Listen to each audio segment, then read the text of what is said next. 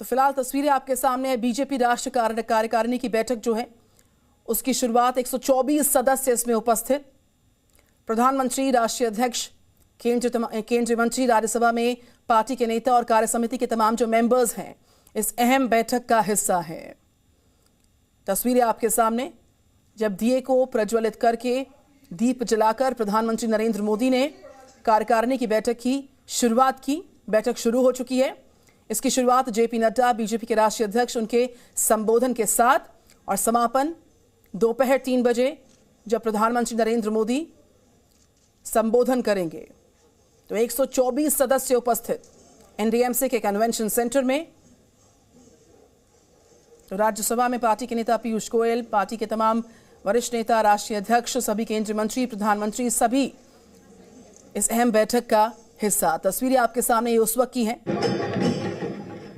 जब प्रधानमंत्री नरेंद्र मोदी का आगमन हुआ था एनडीएमसी के कन्वेंशन सेंटर में, जहां पर इस बीजेपी के नेशनल एग्जीक्यूटिव मीटिंग को आयोजित किया गया। और यहां पर जो सरकार के अब तक के कार्यकाल की जो उपलब्धियां हैं उनको लेकर एक प्रदर्शनी का आयोजन किया गया। जेपी नड्डा स्वागत करते हैं प्रधानमंत्री नरेंद्र मोदी का। आपसे कुछ वक्त पहले की तस्वीरें हैं जब पीएम मोदी का आगमन हुआ था एनडीएमसी कन्वेंशन सेंटर में, और उसके बाद जो सारी उपलब्धियां रही हैं भारत सरकार की और बीते 7 साल में सरकार के कार्यकाल की, उन सबको दिखाया गया इस प्रदर्शनी के माध्यम से। और रंगारंग कार्यक्रमों की प्रस्तुति यहां पर की गई। ढोल नगाड़े की गूंज से पूरा का पूरा एनडीएमसी कन्वेंशन सेंटर गूंजा, और आप देख सकते हैं पारंपरिक तरीके से भव्य स्वागत हुआ सभी गणमान्य लोगों का जो एनडीएमसी कन्वेंशन सेंटर पहुंचे बीजेपी की नेशनल एग्जीक्यूटिव मीटिंग में शिरकत करने के लिए, में शामिल होने के लिए। और मंच की तस्वीरें इस वक्त आपके सामने।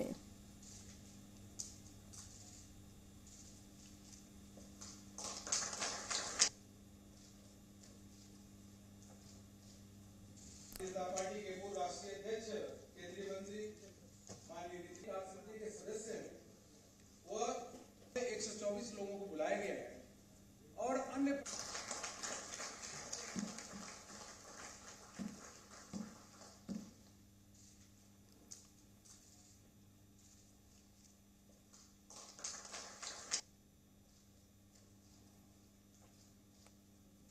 पार्टी के पूर्व राष्ट्रीय अध्यक्ष, केंद्रीय मंत्री, माननीय वित्त राज्य समिति के सदस्य हैं, वह तो बीजेपी ने जिन जिन राज्यों में सफलता हासिल की और जिन राज्यों में उपचुनाव के परिणाम से बीजेपी को झटका लगा, उन सब पर इस कार्यकारिणी की बैठक के दौरान मंथन जारी रहने वाला है। आगामी चुनावों में किस तरीके से रणनीति को निर्धारित किया जाए उसको लेकर मंथन जारी रहने वाला है।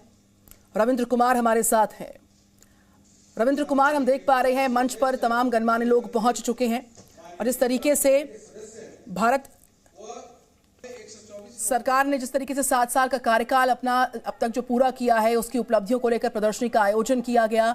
पीएम मोदी ने उस प्रदर्शनी को देखा, समझा, जाना। इसके अलावा जो प्रमुख एजेंडे हैं, चाहे आगामी चुनावों को लेकर रणनीति को निर्धारित करना हो, उपचुनाव में जिन राज्यों में हार मिली हो, और जो सफल प्रदर्शन जिन राज्यों में जो है बीजेपी का रहा है, ये वो सारे अहम मुद्दे जिनको लेकर विस्तार से चर्चा इस कार्यकारिणी की बैठक में जारी रहने वाली है। हालांकि हम देख पा रहे हैं कि पीएम मोदी ने दिए को प्रज्वलित कर इसका आगाज कर दिया इस कार्यकारिणी की बैठक का।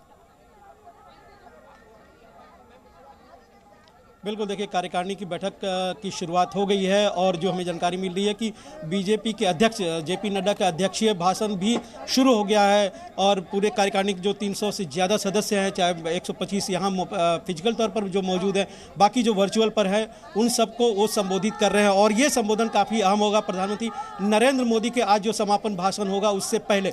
और इसमें कहीं ना कहीं पार्टी कार्यकर्ताओं को, संगठन को एक तरह से दिशा निर्देश भी होगा कि हमें किस दिशा में आगे बढ़ना है, कैसे प्रधानमंत्री नरेंद्र मोदी के जो विजन है और उनकी सरकार की जो योजनाएं हैं उसको जमीन पर कैसे उतारा जाए। खासकर जो आगामी विधानसभा चुनाव होने वाले हैं, न सिर्फ 5 राज्यों में विधानसभा चुनाव बल्कि अगले साल के बाद जो होने वाले विधानसभा चुनाव है, उन सब की तैयारी अभी से करनी होगी, चाहे बूथ लेवल से करना हो या फिर जो माइक्रो मैनेजमेंट होता है उन सब की। तो बीजेपी अध्यक्ष जेपी नड्डा का जो अध्यक्षीय भाषण, ये काफ़ी महत्वपूर्ण होगा संगठन को लेकर।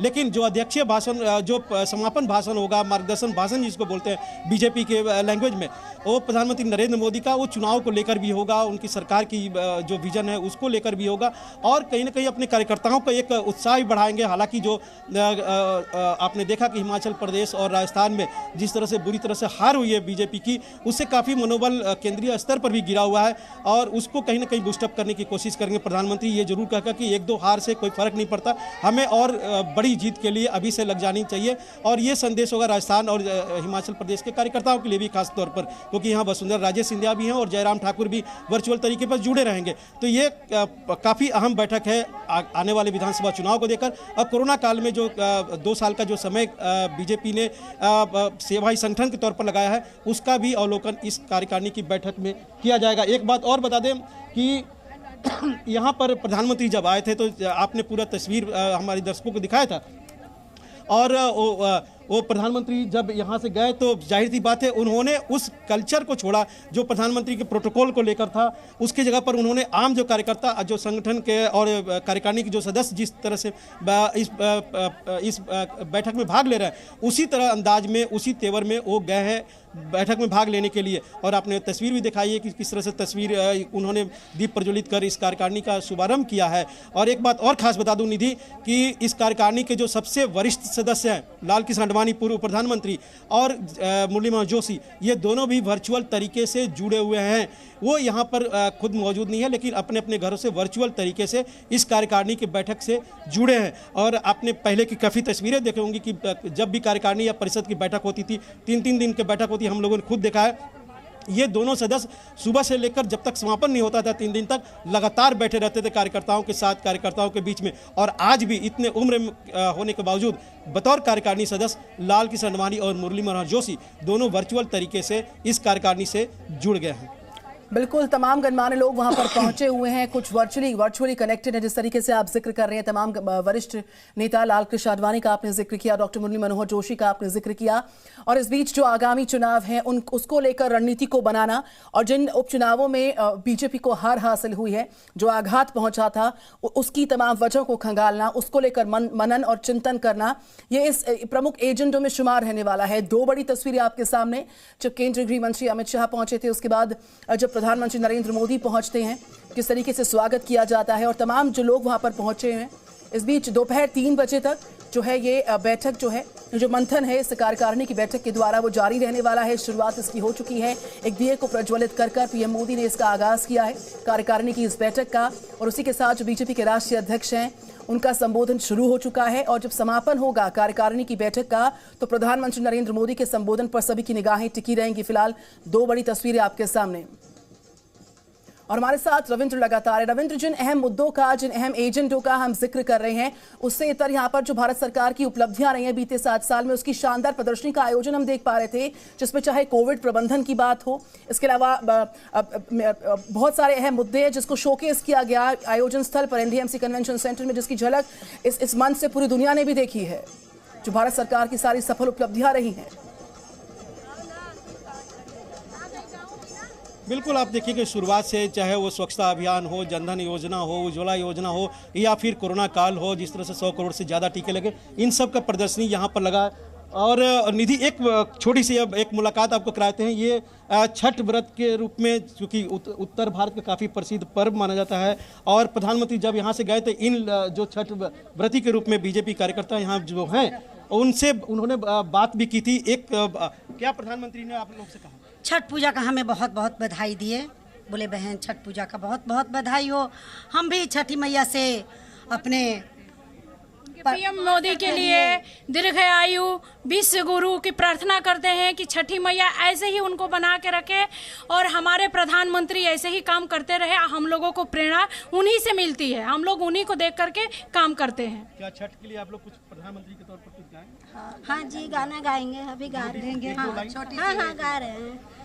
छठी मैया फुलावा लोरेली अढ़ाउल गुलाब के, छठी मैया फुलावा लोरेली अढ़ाउल गुलाब के, मैया दुआरे के बाझन पुकारे, मैया दुआरे एक बाझन पुकारे, बाझन को बेटावा दे दियाली हाथवा उठाई के, बाझन रविंद्र, मैं लौटूंगी आपके पास। राष्ट्रीय कार्यकारिणी की बैठक दिल्ली के NDNC कन्वेंशन सेंटर में शुरू हो चुकी है और साथ ही साथ प्रधानमंत्री नरेंद्र मोदी यहां पर पार्टी के जो बेहतरी का मंत्र है वो आज देने वाले हैं। इसका समापन पीएम मोदी के संबोधन के साथ होगा। कार्यकारिणी की इस बैठक का उस पर नजर लगातार इस Presenting B News app available on Google Play and App Store. Download it now.